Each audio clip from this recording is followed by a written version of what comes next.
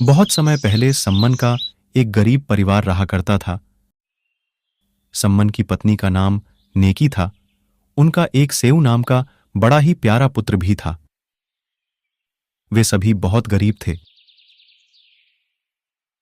वे कबीर साहिब के तत्व ज्ञान से परिचित थे और उनके द्वारा बताई गई भक्ति को मन लगाकर किया करते थे।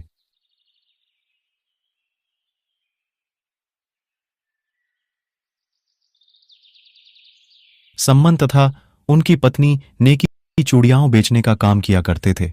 गरीब होने के कारण पूरा नगर उनका मजाक उड़ाता था, लेकिन उनमें कबीर साहिब का तत्व ज्ञान ऐसा समाया पड़ा था, वह किसी का भी बुरा नहीं मानते थे और अपनी भक्ति को सुचारू रूप से किया करते थे। वे घर घर जाकर धनी व्यक्तियों की स्त्रियों और बेटियों को चूड़ियां पहनाते थे, लेकिन इतना करने के बाद भी उन्हें बहुत कम धन की प्राप्ति होती थी, जिसकी वजह से कई बार तो उन्हें भूखा भी सोना पड़ता था। सम्मन तथा नेकी जिस भी घर में चूड़ियां पहनाने जाते, उस घर में व्यक्तियों को कबीर साहिब का सत्य ज्ञान समझाते और उनकी कथाओं को सुनाते थे। वे व्यक्तियों को बताते कि कबीर साहिब की शरण में बड़े बड़े राजा महाराजा आए हुए हैं, जिनमें दिल्ली के बादशाह सिकंदर लोधी, काशी नरेश, वीरदेव सिंह बघेल जैसे राजा शामिल हैं। लेकिन उस गांव में कोई भी गुरुओं पर विश्वास नहीं करते थे। वे उनसे कहते थे कि यदि आपके गुरुजी इतने ही सक्षम हैं, तो वे आपकी गरीबी दूर क्यों नहीं करते। लोगों के ऐसा कहने से वे निरुत्तर हो जाते थे, क्योंकि ये बात तो सच थी। लोगों के ऐसा कहने पर भी उनका अपने गुरुजी की प्रति विश्वास नहीं डगमगाता था। उधर सेऊ भी अपने मित्रों को अपने गुरुजी के बारे में बताता था। हमारे गुरुजी तो स्वयं पूर्ण परमात्मा आए हुए हैं, उनके तो बड़े बड़े राजा शिष्य हैं। अरे सेऊ, आपके गुरुजी तो लालची हैं, वो तो धनी लोगों के घर ही आते हैं। यदि वो इतने ही दयालु हैं, तो वो आपके घर क्यों नहीं आते। सेऊ उन्हें समझाता कि उनके गुरुजी लालची नहीं हैं, लेकिन सेऊ के लाख समझाने पर भी वे सेऊ की बातें नहीं मानते, क्योंकि पूरा गांव ही गुरुओं को पाखंडी मानते थे। माँ, गुरुजी हमारे घर कब आएंगे? मुझे बताएं, बाहर सभी भाई मेरा मजाक उड़ा रहे हैं। बेटा सेऊ, गुरुजी तो स्वयं पूर्ण परमात्मा है, वो सदैव हमारे साथ ही तो रहते हैं। गांव वाले अभी नादान हैं। वो सब तो ठीक है माँ, लेकिन एक बार गुरुजी हमारे घर आ जाएं, तो मैं भी उन्हें बताऊंगा हमारे गुरुजी लालची नहीं हैं। बेटा, उनके तो लाखों शिष्य हैं, वो किस किस के घर जाएं? वो तो हमारे साथ ही रहते हैं। माँ, सभी हमारे गुरुजी का मजाक उड़ाते रहते हैं, कोई भी समझने को तैयार ही नहीं है। एक बार गुरुजी हमारे घर आ जाते तो उनको भी पता चल जाता कि सेऊ के गुरुजी लालची नहीं है। ये सुनकर नेकी और सम्मन को भी बहुत बुरा लगा, लेकिन वो भी क्या कर सकते थे।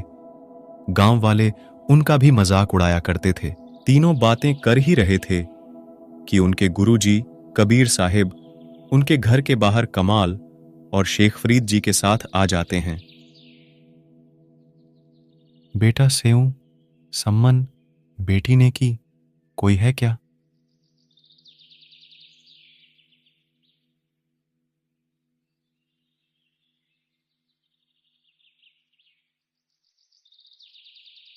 अरे अरे, देखना तो, लगता है गुरुजी आए हैं। लगता है हम सभी गुरुजी की बातें कर रहे हैं, इसीलिए हमें भ्रम हुआ है। वो हमें यहाँ इन गरीबों को थोड़ी जानते होंगे। थोड़ी देर बाद कबीर साहिब फिर से आवाज लगाते हैं और कहते हैं, बेटा सेऊ, सम्मन, बेटी नेकी, कोई है क्या घर पर? देखो, आपके गुरुजी आए हैं।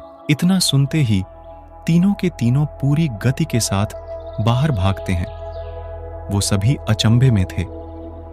बाहर देखा तो सच में कबीर साहिब दो संतों के साथ खड़े थे। उनको विश्वास नहीं हो रहा था। सभी अपने गुरुजी को बिना पलक झपकाए देखते रहते हैं कि कहीं हम सपना तो नहीं देख रहे।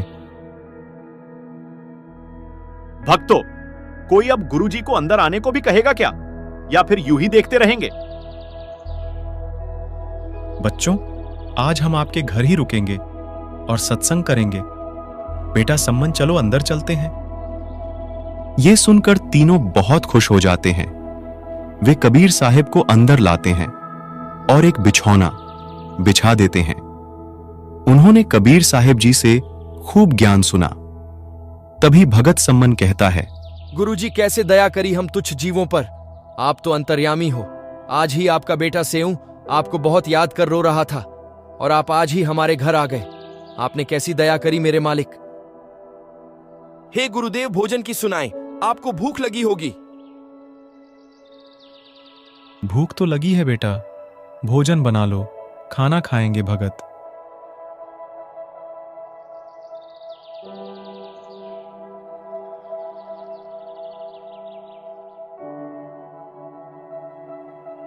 सम्मन नेकी के पास गया और कहा, भोजन बना लो, गुरुजी को भूख लगी है। भगत जी, खाना कैसे बनाए? घर में तो आधा सेर आटा भी नहीं है। लाओ अपनी चुनरी को दो, मैं इसे गिरवी रख के आटा लेकर आता हूँ। मैंने पहले ही इसे बेचकर देख लिया, लेकिन ये पुरानी और फटी हुई है। कोई भी इसे लेने को तैयार नहीं है जी। मैं कितना नीच हूँ। आज ही गुरुजी मेरे घर आए हैं और मैं उन्हें भोजन भी नहीं करा सकता। ऐसा करते हैं, रात को चोरी करके आटा ले आएंगे। कोई भी आटा उधार भी नहीं दे रहा है। माँ, आप ये क्या कह रहे हो? चोरी करने से अच्छा तो हम भूखे ही रह लेंगे। बेटा, हम तो भूखे ही रहेंगे। हम गुरुजी को भोजन कराने के लिए चोरी करेंगे। हमें इस नगर को भी तो बचाना है, वरना सभी को एक साधु के भूखे जाने देने का पाप लग जाएगा। और वैसे भी धनवान के घर से की गई चोरी को यादि दान कर दे तो उसका पाप नहीं लगता बेटा।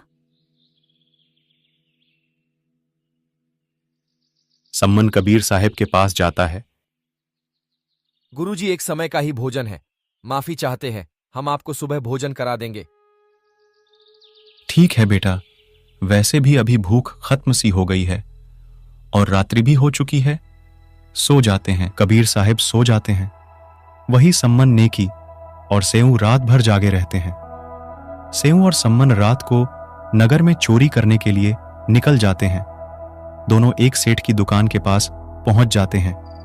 दोनों मिलकर उस कच्ची बनी हुई दीवार को तोड़कर उसमें एक खड्डा कर देते हैं ताकि वे वहां से दुकान के अंदर जा सके। बेटा सेऊ, मैं अंदर जाता हूँ। यदि कोई बाहर आए तो आप मुझे बता देना। नहीं पिताजी, अंदर मैं जाता हूँ, आप बाहर खड़े रहना। नहीं नहीं, मेरे बच्चे, यदि आपको कुछ हो गया तो मेरा क्या होगा?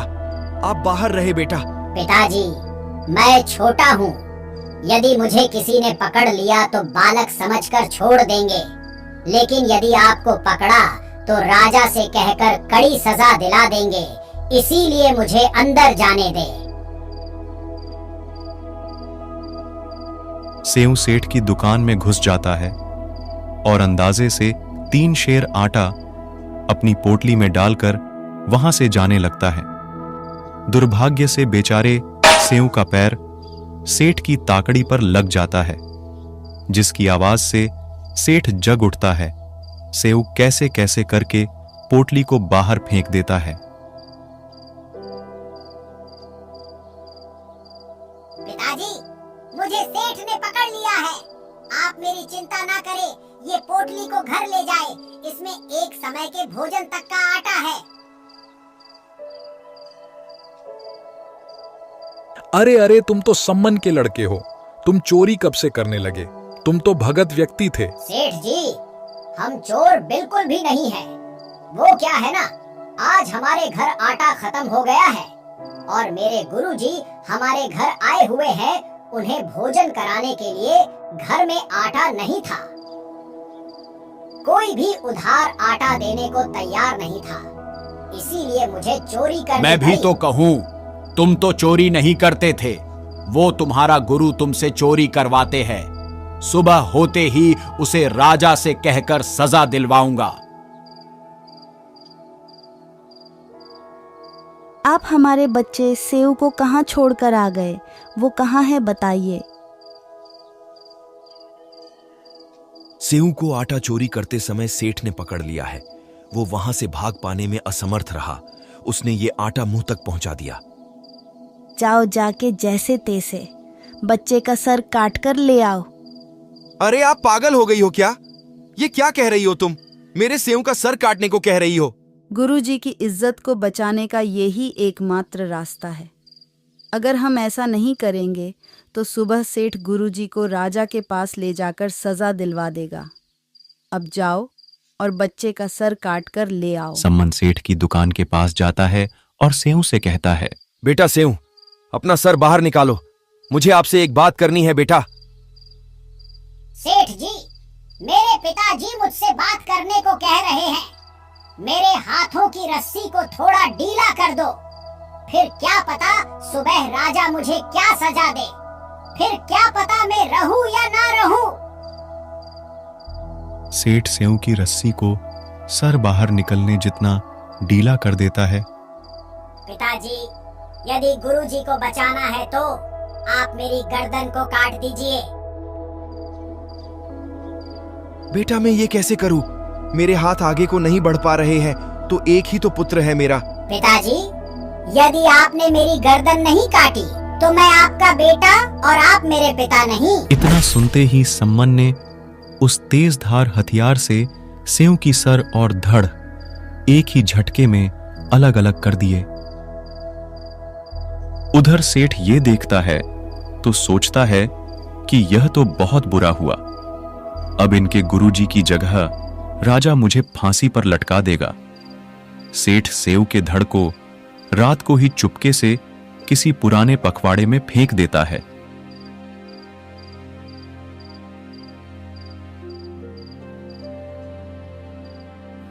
और दुकान में वापस आकर ऐसे सो जाता है कि जैसे कुछ हुआ ही नहीं हो। सम्मन सेऊ के सर को एक अलमारी में रख देता है। तभी नेकी कहती है, अब जाइए। सेठ ने जहाँ कहीं भी मेरे बच्चे के धड़ को फेंका है वहां से ढूंढकर उसे घर ले आओ। गुरुजी के जाने के बाद उसका अंतिम संस्कार कर देंगे। नेकी के इतना कहते ही सम्मन वापस उसी दुकान के पास जाता है और रक्त की छींटों के पीछे पीछे चलने लगता है। और जहां सेठ ने सम्मन के धड़ को फेंका था वहां से उसे घर लाकर एक पुराने से कपड़े से ढक देता है। सुबह होते ही नेकी खाना बनाने लगती है। तभी सम्मन कहता है, नेकी बच्चे की कोई याद या दुख अपने मन में मत रखना, नहीं तो गुरुजी को खाना खाते समय पता चल जाएगा। नेकी ने कहा, नहीं नहीं, मैं ऐसा नहीं करूंगी, वरना गुरुजी को हम पर शक हो जाएगा। मुझे सब पता है, मैं ऐसा नहीं करूंगी। नेकी और सम्मन कबीर साहिब के पास जाते हैं। दोनों भक्तों और कबीर साहिब से भोजन करने को कहते हैं। तभी कबीर साहिब उनसे कहते हैं कि 3 पात्रों में भोजन और कर लो, 3 आप और 3 हम साथ ही भोजन करेंगे। वो कहते हैं कि गुरुजी पहले आप कर लो, हम बाद में भोजन कर लेंगे।